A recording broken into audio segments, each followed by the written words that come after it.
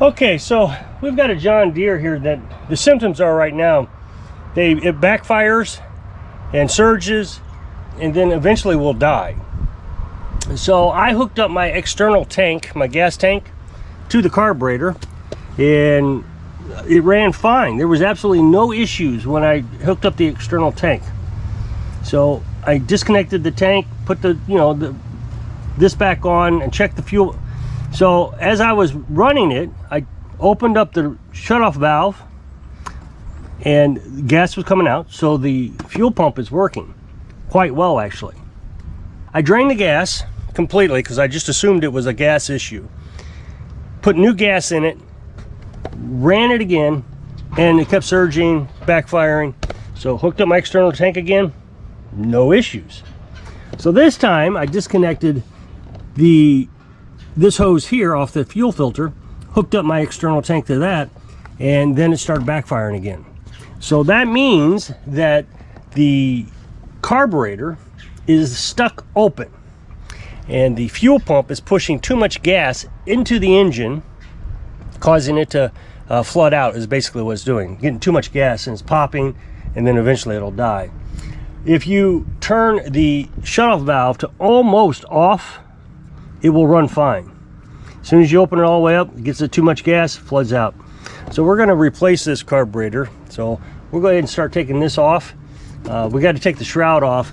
You don't need to take the shroud off, it just makes it easier to work because you got to get to the linkages. So we'll take the shroud off and then we can get the carburetor off.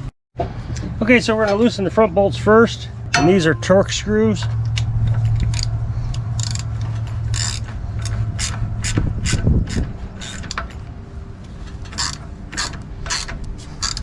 Okay, we got two 3/8 bolts back here. One of them's behind the fuel pump hoses. Okay, so I removed the fuel line off the fuel pump so I could reach this bolt here. There's two of them, one on each side. However, this one is missing one, so I only got to take one off.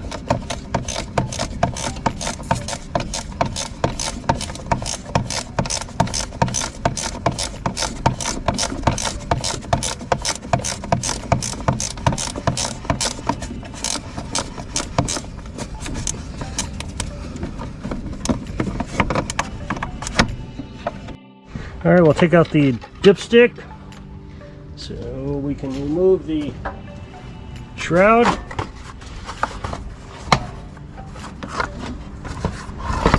We're not going to take the shroud all the way off because the fuel pump is still attached.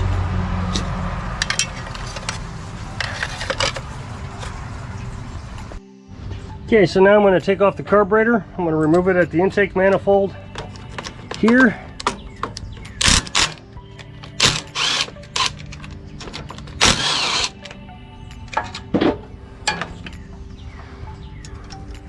All right, we're going to remove the wire from the carburetor solenoid. We're going to take off the linkage. The gasket fell off the intake manifold.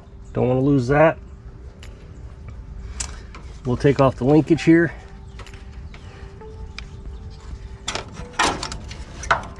And then there's the spring that we want to get off. And then finally, we're going to take off the choke linkage.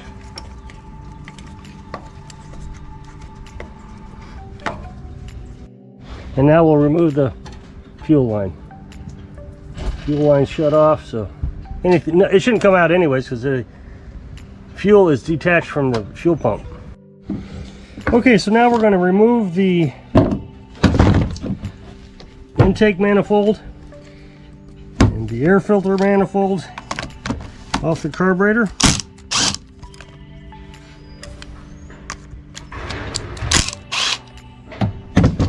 And then there's two nuts behind that manifold.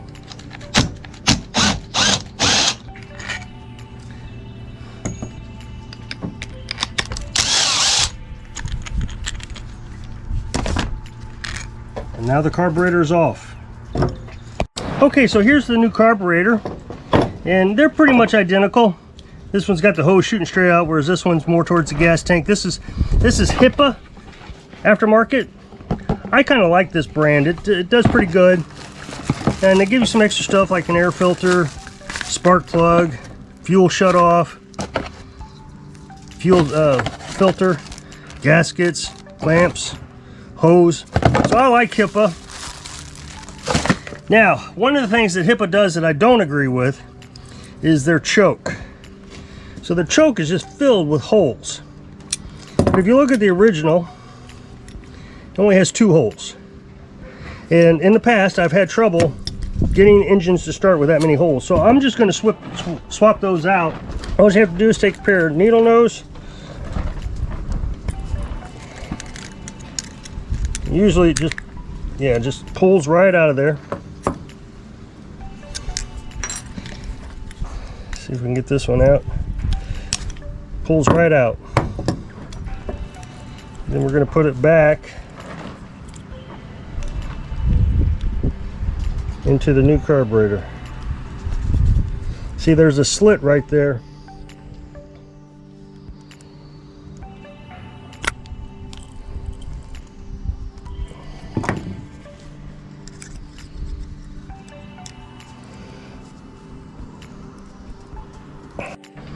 Okay, so took a little bit of pressure to put it in. Then I slapped it down. Now, if you want to learn how to order aftermarket product or even OEM product, at the end of this video, I'll put an up next box to a video that shows you how to order parts. It's my video, and it's pretty in depth. Now, one of the things you have to do in order to order parts, you have to find the part number of the engine in this case, because we're working on the engine, not the lawnmower. So the Briggs & Stratton engine has its own part number, and it's right here. The model number and then the date code. The problem with this model number is there's only half of it remaining. The other half is rusted over. I tried to clean it up, but it didn't clean up. And the sticker that has the model number is missing. So I Googled the last half of the number, and it came up with 2 different numbers. The only advantage I had was this number right here. It's a 7. And so the 2 part numbers ended in 0130. But the first part of the part number had different part numbers. And the 1 had a 7 at the end. So I'm pretty sure that was the 1. So if it doesn't fit, that will be why. Okay, so now we'll assemble the intakes. Put our gasket on. Slide the bolt through.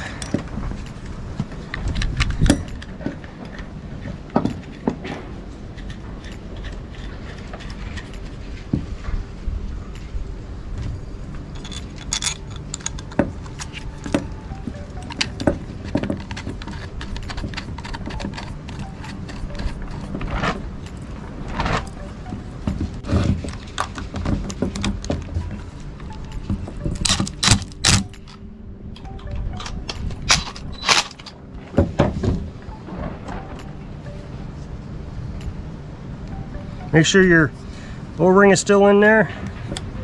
And we'll put the air filter intake on.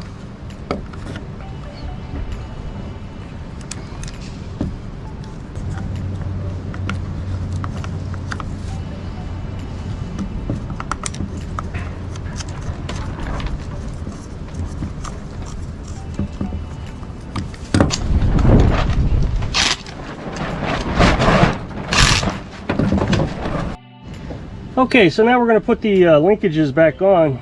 Okay, we're going to start out with the spring.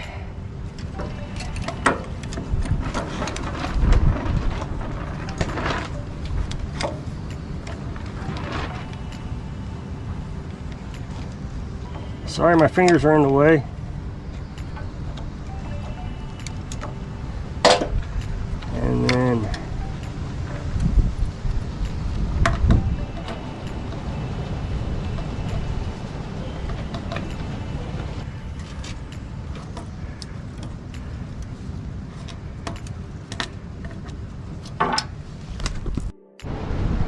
And then we're going to put the choke on.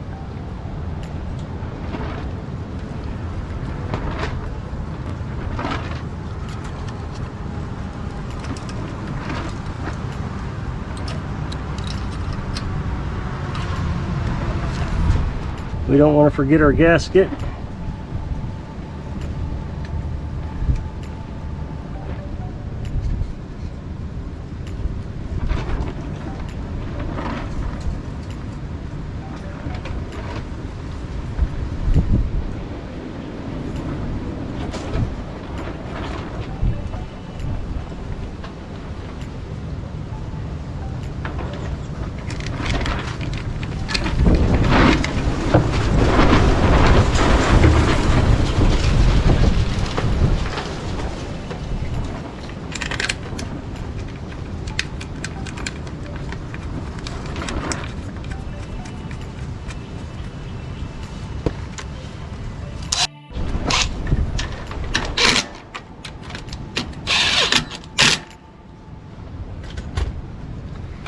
Now there's a crankcase exhaust port tube that we got to get on in the back of the carburetor, or the air filter intake.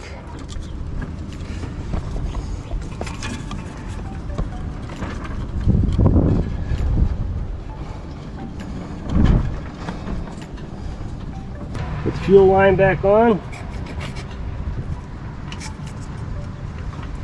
Put the solenoid wire back on. We can check that solenoid wire right now. We'll turn the key on, see if we hear it click. Okay, so I've got your camera positioned right in front of the ignition coil. It's kind of noisy out here with the wind, but I'm going to click it. I can hear it. Let's see if you can hear it.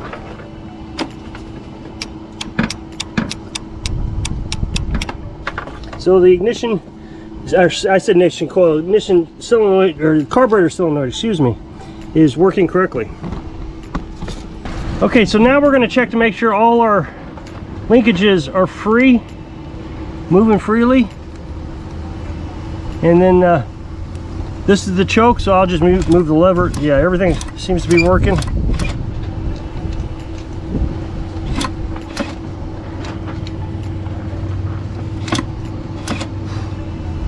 Kind of frustrating when put everything together and it doesn't work and you got to take it all apart.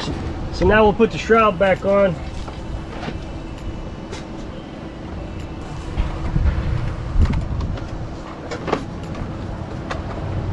Charging the battery a bit, it was a little low.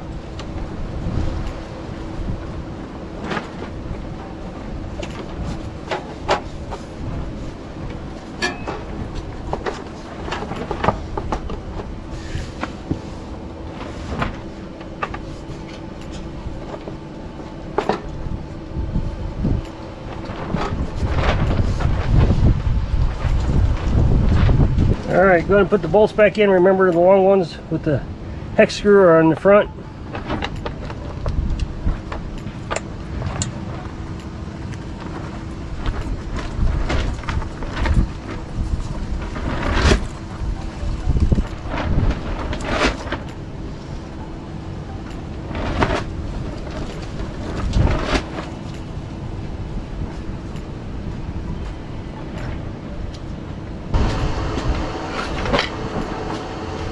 All right, so if you'll recall, this bolt came off on this side, but it's so tight over there, and since we only have one, and he's not going to pay me for any extra parts other than the carburetor, I'm just going to put this one on this side to make life a little bit easier for myself.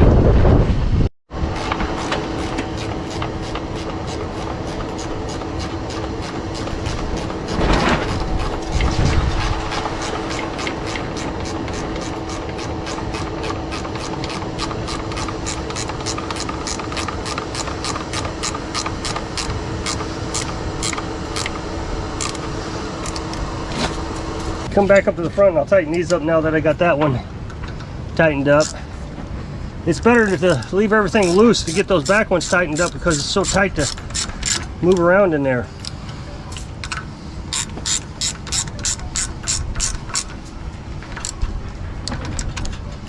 Okay, so I'm on top of the engine. This is the fuel pump. I'm going to try to get that fuel line hooked back up to the fuel pump.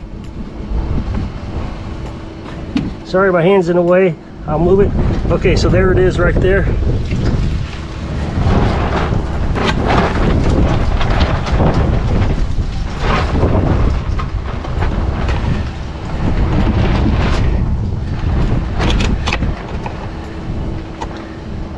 Bring the clamp up on this one now.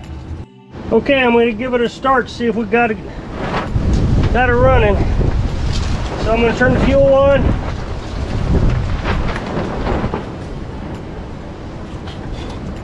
Choke.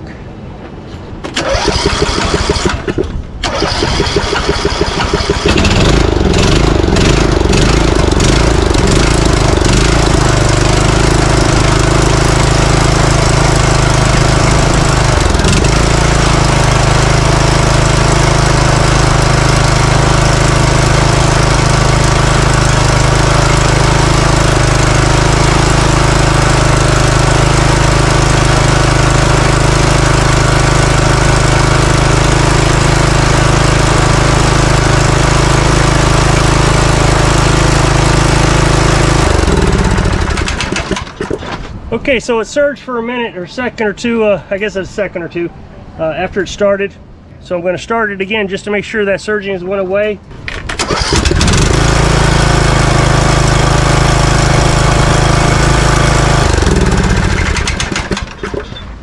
Okay, so it didn't surge that time. So I think we got it fixed.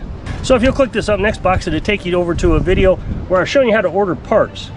So I hope this video helps you work on your equipment under the shade tree. Thanks for watching.